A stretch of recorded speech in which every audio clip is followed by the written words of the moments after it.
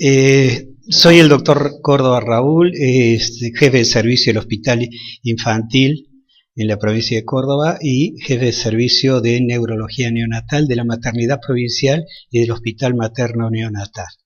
Yo creo que uno de los temas más importantes que deben conocer los pediatras es diagnosticar tempranamente las alteraciones en el desarrollo neurológico, porque si intervenimos precozmente podemos lograr una calidad de vida que va a ser muy importante tanto para el niño como para la salud pública. El periodo especialmente crítico en el desarrollo cerebral comienza alrededor de las 15 semanas de embarazo, cuando el niño el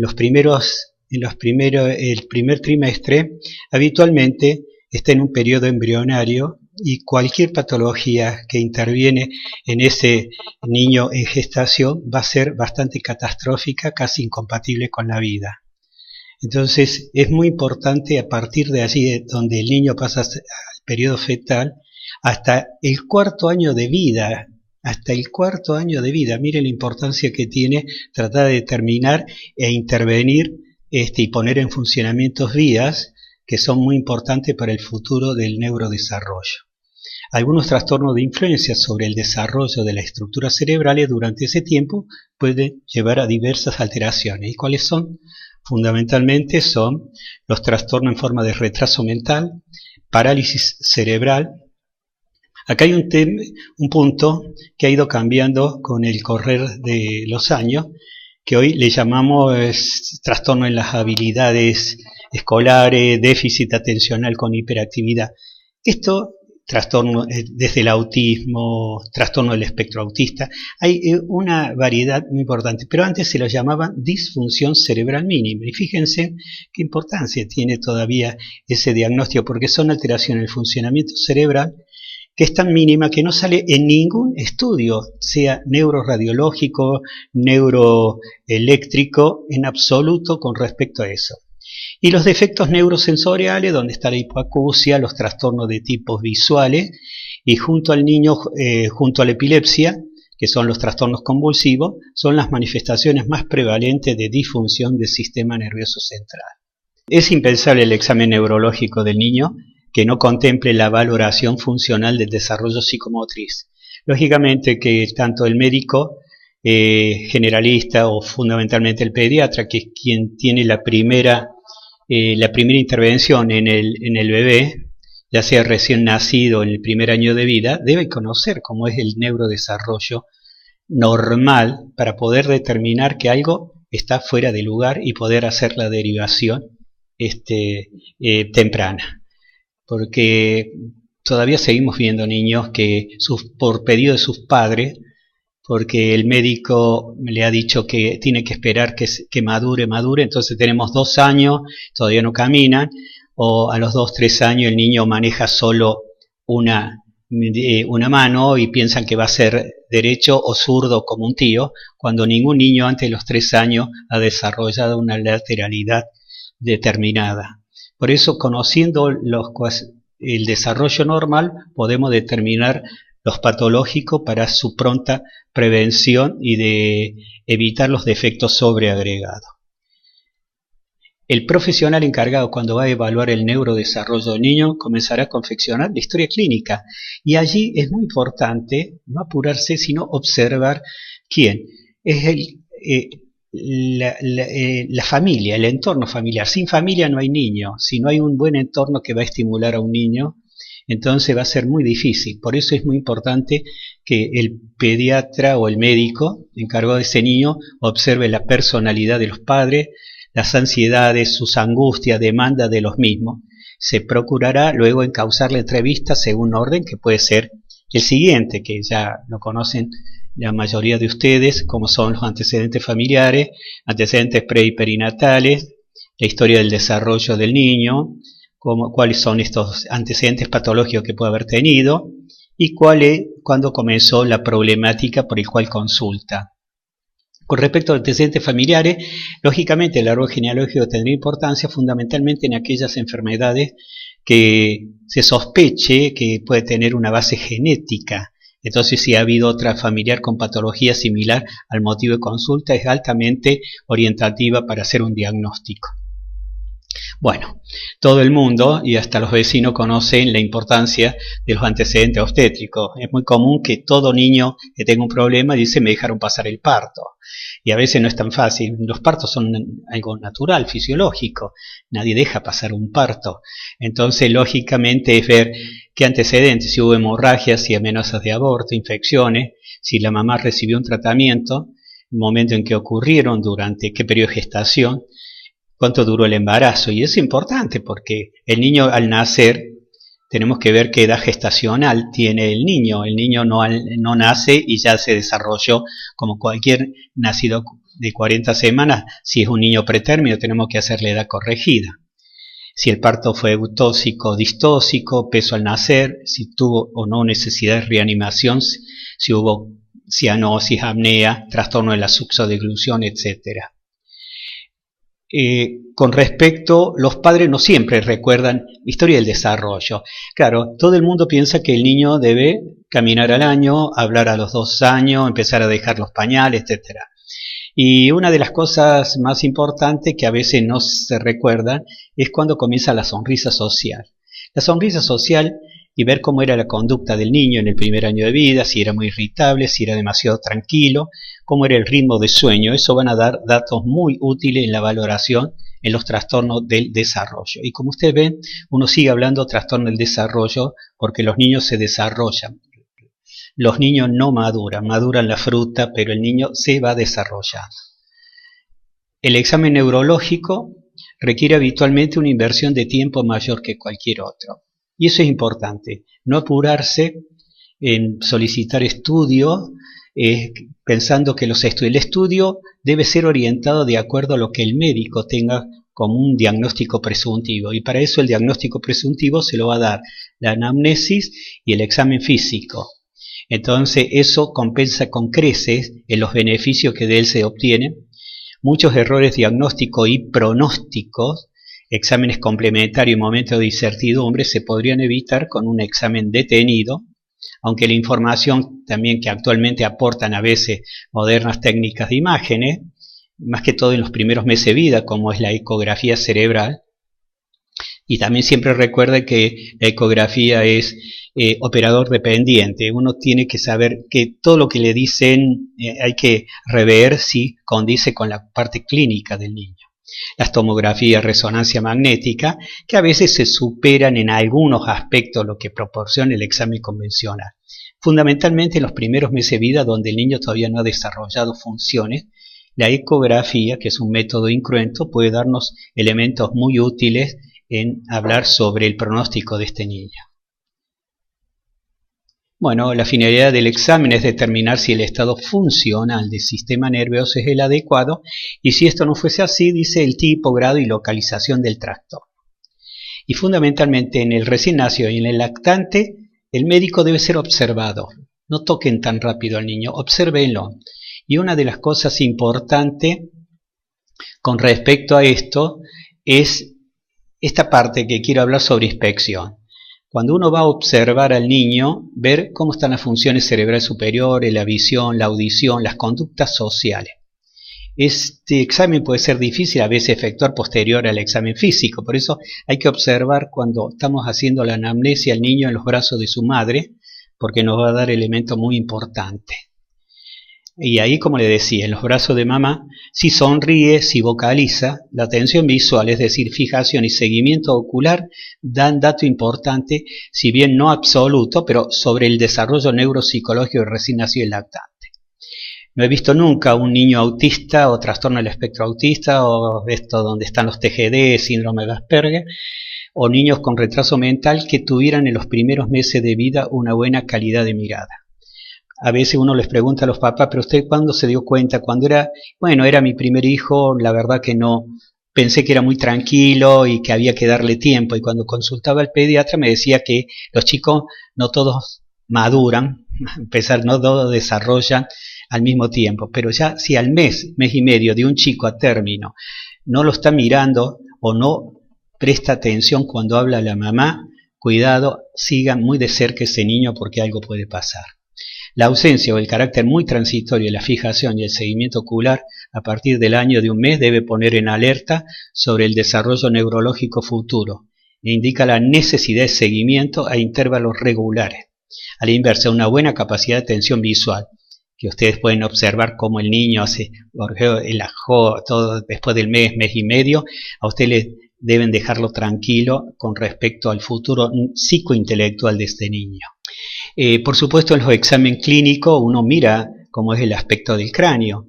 Y otra de las cosas que siempre hacemos hincapié, por favor, midan con 1 centímetro la medición del perímetro cefálico. Eso le va a decir cómo es el crecimiento y pueden hacer un diagnóstico de micro o de una hidrocefalia evolutiva. Deben conocer, eso sí, que el niño en el primer año de vida crece 12 centímetros su perímetro cefálico, mientras que del año a los 15 años, cuando ya toma la postura de un adulto, la cabeza, solo crece 9 centímetros. Y dentro de esos 12 centímetros del primer año de vida, el primer semestre vendría a ser, crece 9 centímetros. Deben saberlo, porque a veces nos envían los médicos porque se les cerró la mullerita o no creció, doctor, después del año. Y si crece medio, 1 centímetro por año ya después del año de vida. Entonces, si nosotros vemos desde el primer trimestre, evaluamos con solo una cinta métrica, podemos saber si un chico tiene micro o va desarrollando una hidrocefalia.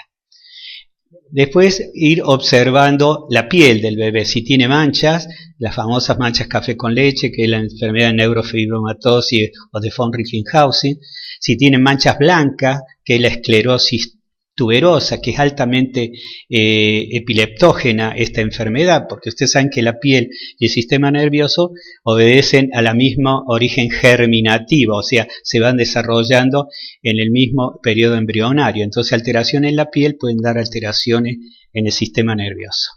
Fijarse el cabello, cómo es el tipo de cabello, con respecto nos dan tipo de alteraciones. Por eso, observación, ver si el chico tiene un micropene, criptorquidia, como a veces pasa en el Prader-Willi, que son chicos que nacen con hipotonía y después del año son niños que empiezan a engordar porque tienen una hiperfagia, no tienen el centro de saciedad, entonces comen y se desarrollan y son chicos que van a tener un retraso mental. Entonces, cuando uno lo observa, ve que no tiene la parte de los testículos, el pene y a veces otras alteraciones físicas, morfológicas que ameritan ser derivado al el genetista.